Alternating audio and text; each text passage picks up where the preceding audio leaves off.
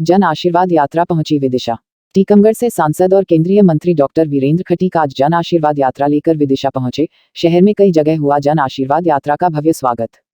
Jalori garden में एक आम सभा और स्वागत कार्यक्रम का आयोजन हुआ, जिसमें जिले के भाजपा के तमाम पदाधिकारी, जनप्रतिनिधि, विधायक मौजूद रहे। कार्यक्रम में सांसद रमाकांत भार्गव, भाजपा जिला अध्यक्ष राकेश जादौन, जनता पार्टी के वरिष्ठ नेता मुकेश टंडन, बासोदा विधायक लीला जैन, कुरवाई विधायक हरि सिंह सप्रे, सिरोंज विधायक उमाकांत शर्मा सहित बड़ी संख्या में जिले भर के भाजपा नेता और कार्यकर्ता मौजूद रहे। आम सभा के बाद यात्रा सागर की ओर रवाना हो गई।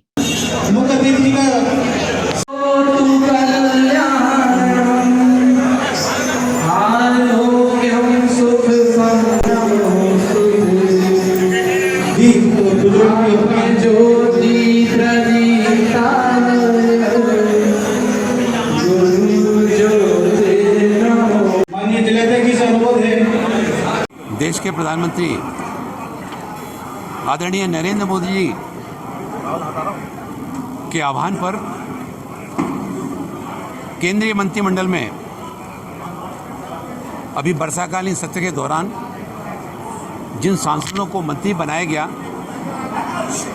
और मंत्री बनाने के उपरांत जो सदन की परंपरा रही आज़ादी के बाद से कि जब भी मंत्रिमंडल का गठन होता है या विस्तार होता है, आदरणीय प्रधानमंत्री जी के द्वारा मंत्रिमंडल के सभी नए साथियों का परिचय सदन के माध्यम से देश की जनता को कराया जाता है।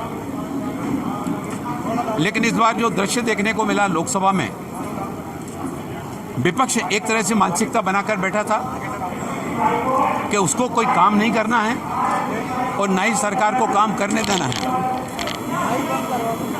और जब आदरणीय प्रधानमंत्री नरेंद्र मोदी जी के द्वारा मंत्रियों का परिचय कराने के लिए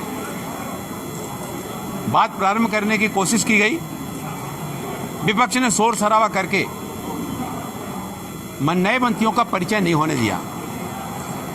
और इससे पूरे देश भर में जो ओबीसी के 27 सांसद मंत्री बने थे, अनुसूचित जाति के 12 सांसद मंत्री बने, अनुसूचित जनजाति के 8 सांसद बने, महिला बहनों में से 11 सांसदों को मंत्री बनाया गया।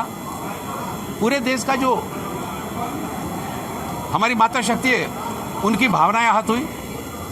हमारे आदिवासी वर्ग के पूरे देश में हमारे जो बंधु हैं, उनकी भावनाएं आहत हुई। हमारे जो अनुसूचित जाति के बंधु हैं, उन सबको भी दुख पहुंचा। हमारे जो ओबीसी वर्ग के हमारे बंधु हैं, उन समाजों में भी ये दुख उनको हुआ कि हमारे बीच के लोगों को आदरणीय मोदी जी ने मंत्रिमंडल में स्थान देकर इन समाजों को जो महत्व दिया था, उस महत्व को जन जन तक पहुँचाने में विपक्ष ने जिस तरह की भूमिका की, वो भूमिका वास्तव में बहुत ही निंदनीय है।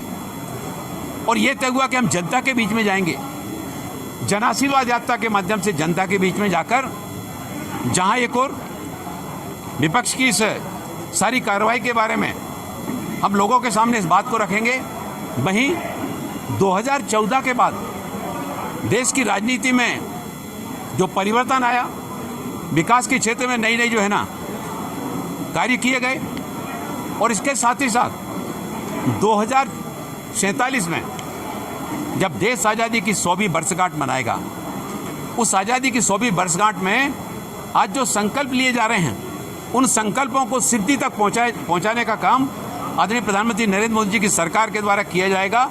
उसमें चाहे वो सड़कों की बात हो, चाहे वो रेलवे के क्षेत्र की बात हो, चाहे औद्योगिकरण की बात हो, 100 लाख करोड़ रुपए का और रोड मैप तैयार करके इन सारे क्षेत्रों में काम किया जाने वाला है। ऊर्जा के क्षेत्र में अभी 12,000 करोड़ रुपया, और हमको ऊर्जा के क्षेत्र में आयात के लिए हमको लगाना पड़ता है। चाहे ऊर्जा की बात हो, चाहे रक्षा क्षेत्र की बात हो, देश को आत्मनिर्भर बनाने की, चाहे औद्योगिकरण की बात हो, मातृशक्ति को जो है ना, उनको भी, नौजवानों को भी, उनको कौशल विकास के माध्यम से प्रशिक्षित करके वो न केवल आत्मनिर्भर बने, न केवल नौकरी के लिए, बल्कि दूसरों को नौकरी देने वाले बने।